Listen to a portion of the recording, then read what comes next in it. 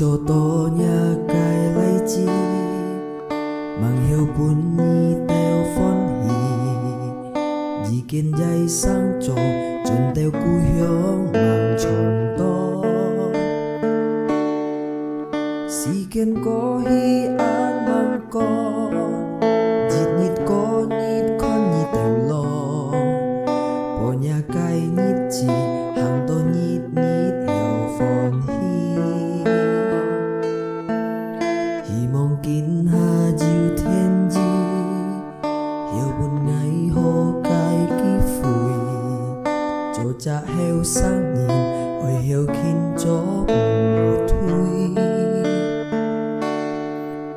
tập jin ja ôi dít kỳ boy còn nhị khói sim dâm mùa phản nô si ken hiểu mang cổ bỏ thiên khói lú hiểu cổ ho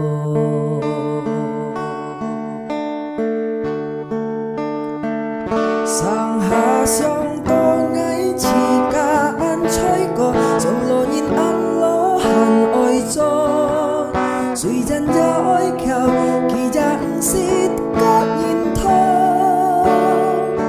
ngài ăn sông ôi chút thì thay thì phong trò đi khơi nhị teo xa trời bù kha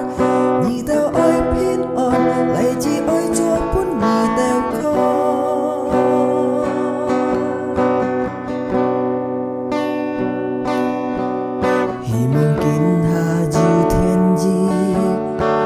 buồn ngày hồ cay ký phùi cho cha heo sang nhìn ôi heo kín cho mùa thui tập jin ja ôi dít kỳ boy còn nhị khói sim dâm mùa phản nô si ken heo mang cổ bỏ thiên khói lú heo cổ ho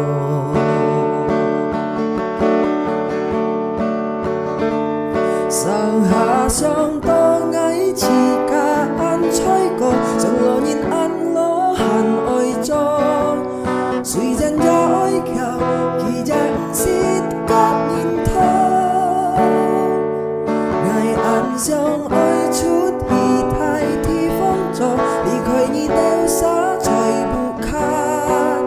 nhị teo ôi pin on lại chỉ ôi cho bún nhị teo con sang hà sông to ngay chỉ cả ăn chơi có chẳng lo nhìn ăn lo hàn ôi cho suy dân ra ôi khéo kỳ dạng xít